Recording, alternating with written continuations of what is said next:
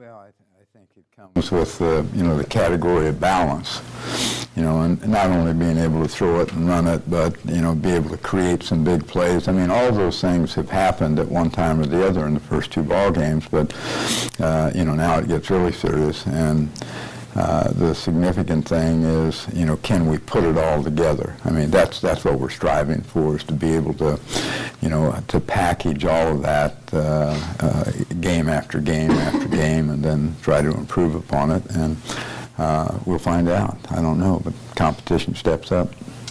When you look at the offense, and I know that sometimes it takes a little bit to form an identity, but what kind of stands out to you in your eyes when you look at this offense at this point in time? Uncertainty. Mm-hmm.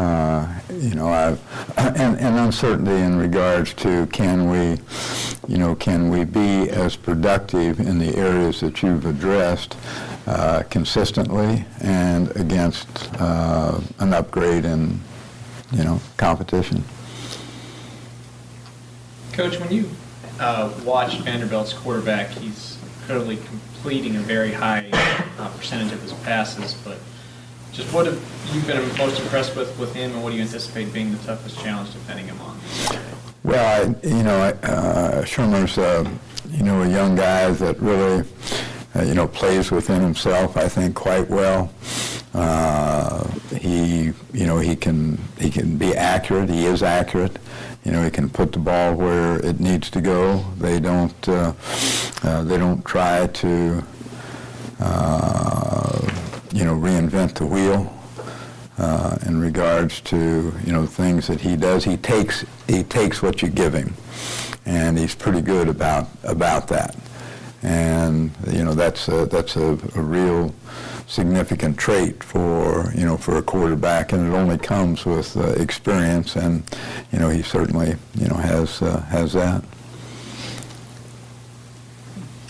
You mentioned after the game the other day about Eli Walker, about the possibility that he has ability to move up and play linebacker. Is that something you may look at, or is he still just enough on his plate more than one position? No, he's got enough on his plate where he is right now. We're trying to use him, trying to bring him along in the position that he is at. He still has a lot to learn, but he's, I'm pleased with his capabilities, what he's capable of doing, what he does, sometimes two different things. But he's getting better and better and better as he goes, and I don't want to distract him from that, other than, some special teams work that he'll do. With Trent and Jade playing well as starters, but you still have a quality young backups with Sullivan and there. So do you like the way those guys are coming in and progressing? Well, yes, I think Elijah played better. I mean, I thought he played well in the first game, and he played better in the second game. So he is making improvement. He just has he has a gift of being able to pull the trigger at the right time, and as long as we don't put too much on his plate, I think he can process information quickly enough and react fast enough to what he sees, and consequently be effective for us. Same with Justin Hughes. Justin is not quite as far along yet as Sullivan is, but he's working in that direction. Coach, when you hear pundits and analysts across the country, they talk about... No, I don't. That works. But, the SEC is highly regarded as possibly the best conference in America. You hear it from all over the country. But as a coach from a different conference, when you look at the SEC on film, whether it be Arkansas, A&M, or Vanderbilt, what do you see that stands out and that kind of confirms that this conference is one of the best, or if not the best in the country?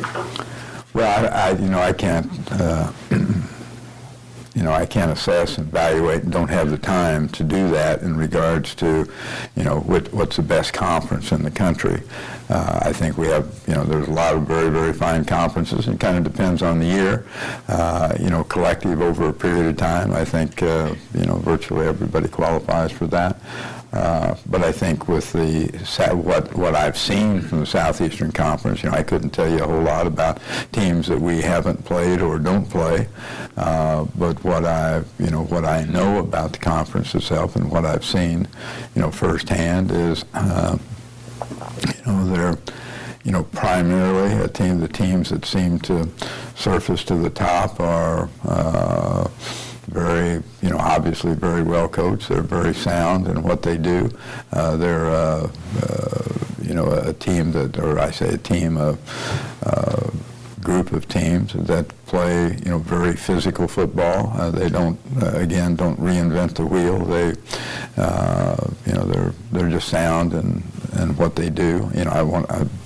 I don't like to use the word basic because they're certainly more than that. But I mean, they'll line up and run at you like a lot of people, same schemes. They just seem to do them better with a lot of good people.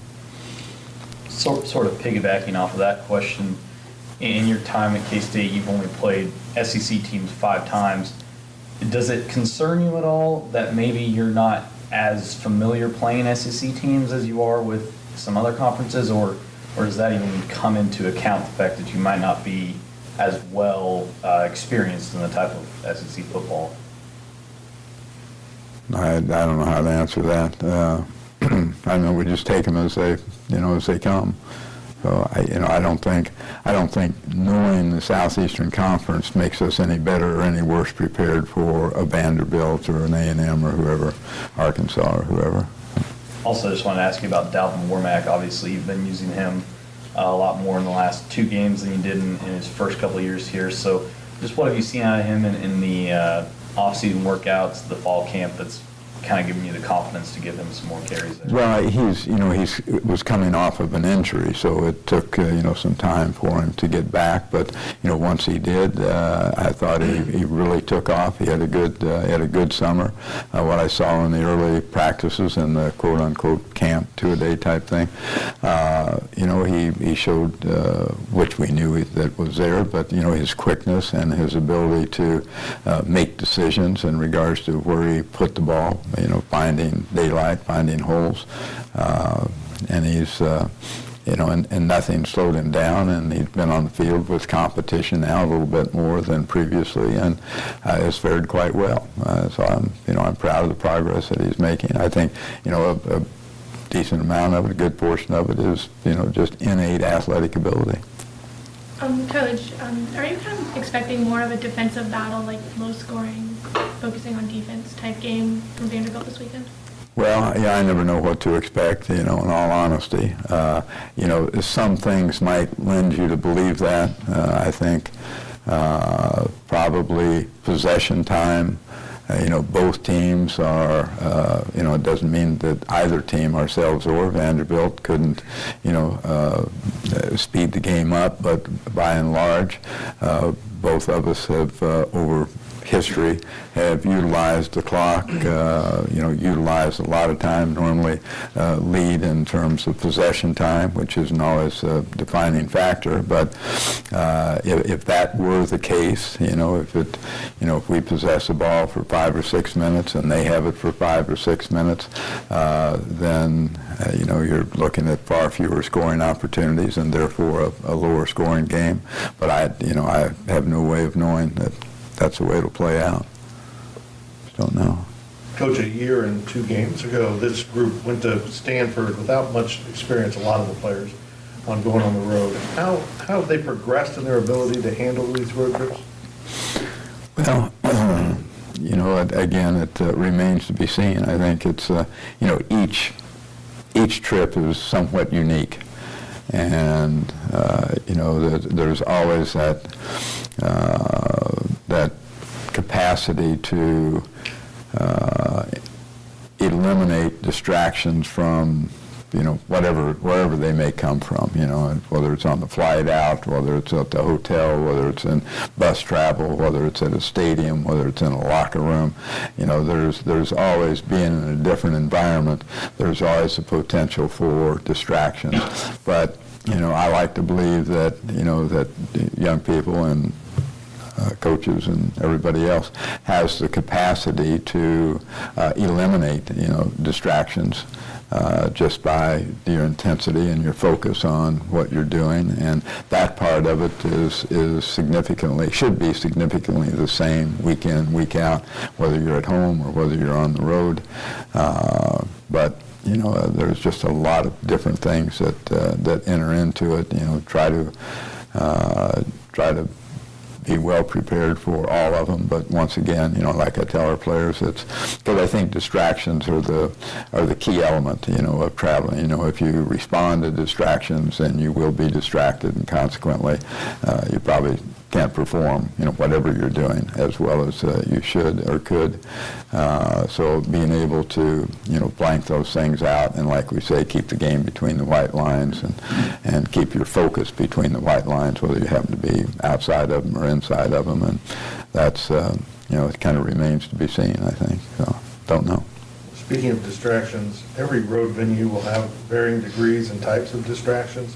You're playing a night game, and you're in Nashville, a town with many distractions. How do you, is it pretty much policed by the players to make sure the guys are doing the right things on Friday night and not doing the things? Well, their schedule is quite full, so there really are no opportunities to do the other things. I'd like to be able to go, and that's one of the things that I like about bowl games, is the fact that you have some time that your players can go enjoy the sights and enjoy a venue that they haven't been to before. Nashville would be a good place to do that, but there's no time to do it. And it remains to be seen how many K-State fans will exactly make this trip, but maybe in excess of 10,000. For a September road game, what's it say about where your program's at in this fan base? Well, I think it says an awful lot about the people that support Kansas State University. I've always been very, very fond of our fan base, and however many we took 40,000. It wouldn't surprise me, at all. So whatever the number is not at all a surprise, and I just hope that they all have the opportunity to go a little bit ahead of time and kind of enjoy, Nashville Grand Ole Opry is that would be my preference. I don't know about everybody else, but I would, anyway, there's a lot of good venue things to do there, and I hope our fans get an opportunity to do it. And I think that's why, the number might be, significantly large, is to have the opportunity to tie in some other things as well. But without a doubt, it's a great fan base, as you've heard me say so many times, truly special people. Rich, you mentioned yesterday morning that Vanderbilt gets off to a lot of quick starts on offense. Are you guys going to try anything different on defense to try and slow them down, especially in the first quarter? Well, we're going to try to play as well as we possibly can, and hopefully be in things that give us a chance to do exactly that. The answer to your question, is of course we would try to prevent them from scoring on any series, but. As I said, I think they scored the first three possessions of the first ball game and the first 5 possessions of the second ball game. I think we've done probably about the same thing. So I think both defenses are probably have some concern about that, about getting off to a great start. But it doesn't make any difference whether it's our offense, our defense, our special teams, our coaches, our managers, whoever it is. We all have to get off to a good start. If you don't start well, you can't play a complete game.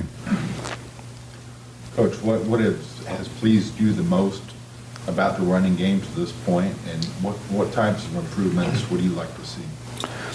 Well, I'd like to see the continued improvement, and I think I've been impressed with a lot of things. I say impressed. I've been pleased, with a lot of things. I've been pleased with, a portion or a decent portion of our downfield blocking, which puts us in a position to have extended plays out of our running game and not just a passing game. That's important to us, to be able to create big plays in the running game.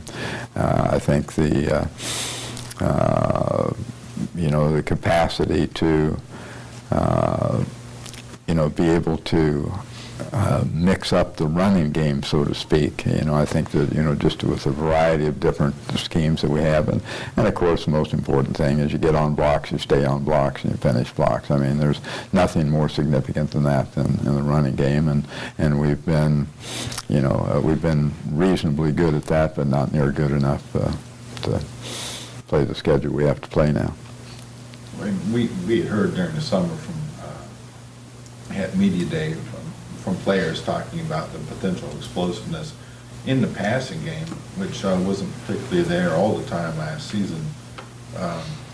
Just the diversity and sheer numbers that Jesse's able to locate receivers. How pleasing has that been to this point?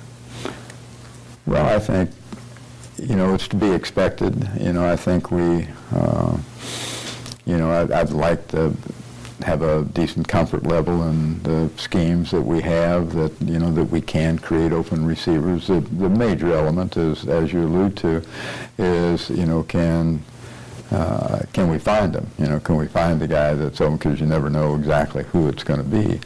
And, you know, it's that part of the fundamental aspect of being a quality quarterback, and that is going through a progression and doing it at a reasonably rapid pace, and not hanging on receivers, but, you know, go to look for one, look for two, look for three, and there's a sequence that we have. Everybody, I'm sure, is like that, and it's being able to go through the entirety of the progression, or at least until you know, can find the open receiver, and he's has done a reasonably good job of that. You know, he's left a few plays to be, you know, that maybe weren't as efficient as we would like. But, you know, he's done that well, and he's really had a nice touch throwing the ball, you know, and, you know, some of the downfield schemes that we've thrown, and even some that, you know, that are short or intermediate range, you know, he's just had a nice touch on the ball. I think he's throwing the ball accurately, knock on wood, and certainly with, you know, a decent amount of efficiency. Like I say, he's missed on a few. What's impressed you most about Vanderbilt, and what particularly stands out to you? Well, I think you know, the balance in the entirety of their program. You know, I think they're good on defense, they're good on special teams, they're good on offense. They have the experience that they have. You know, whatever they've got, 18 or so returning starters between their offense and the defense. A very competent quarterback. You know, an excellent running back. You know, he's got, you know, tons of yards, and you know, and he gets yards when everybody knows that he's going to run the ball, and they have a pretty good idea of where he's going to run it, and he still gets yards, which speaks highly of their offensive line as well. So, you know, you could go across the board, and there's, you know, a number of different things that really, you know, stand out to you that we have to be, you know, well prepared to play against. A couple of offensive linemen have gone down already. Young guys have stepped in, seem to play well. Are you comfortable with the development in that area?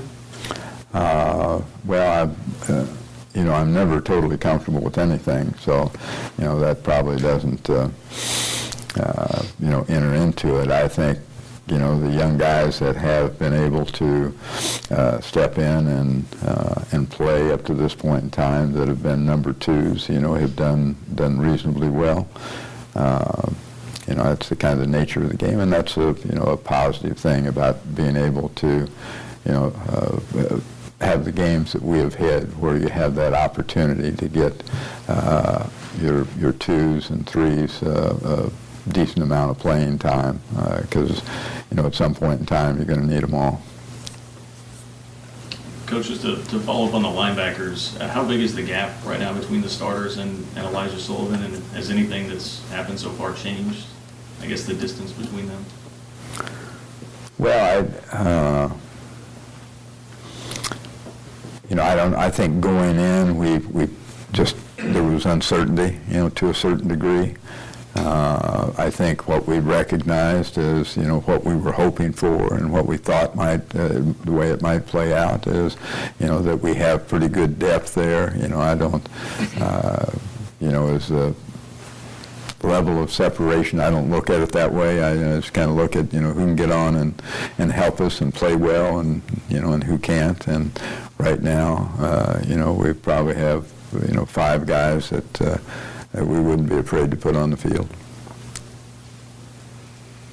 Coach, yesterday on the Big 12 teleconference, you expressed optimism about Dalton Reisner's situation coming back. How did Nick Holtmeyer grade out? He knew this happened.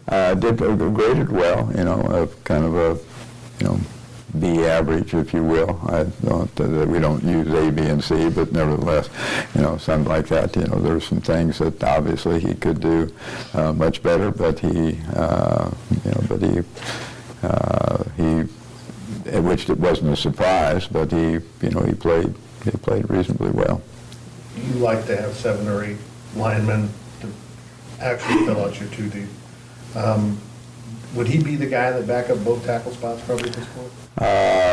That kind of remains to be seen. Kind of depends on the situation. The basic answer is no, but there's reason that he could, go to either spot. And what's the status of Justin Silman this week? Justin's coming on. He's practicing right now, and so it looked good yesterday. So we'd anticipate him, getting a decent amount of snaps. You played 4 running backs in the previous game, not counting fullbacks.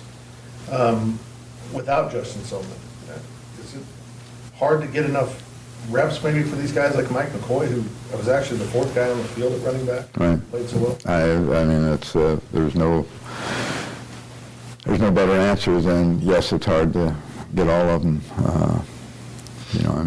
All the time element has been so reduced that you just can't get enough reps in. So.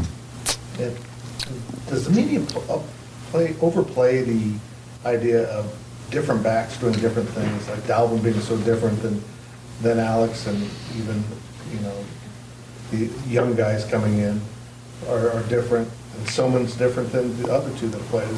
Is that something that comes into coaches' minds a lot, or does that just happen in the course of the game? Well, it is. There's truth to it. I think we can all see that. I mean, there are certain things that, one might do a little bit better than the other. But, again, that's, you can't run them on and off the field to do, these 2 things, and somebody else comes to another couple things. I mean, you become very tendency prone, quite obviously, and so, you just, allowed the world to know exactly what you're going to do, and, it's not, in my eyes, it's not necessarily worth that. If it were, if it were an absolutely best player ever on the face of the earth that could do 1 or 2 things, yes, maybe so, but that's not the case. They're all good players. They all have to learn how to do all of it, and we're going to put all of them in a position where they have to do all of it. Their pass rush seems to be quite improved from last season. I think they got 7 sacks so far after just getting 15 last year. What have you seen from them up front that maybe you think you'll have to defend?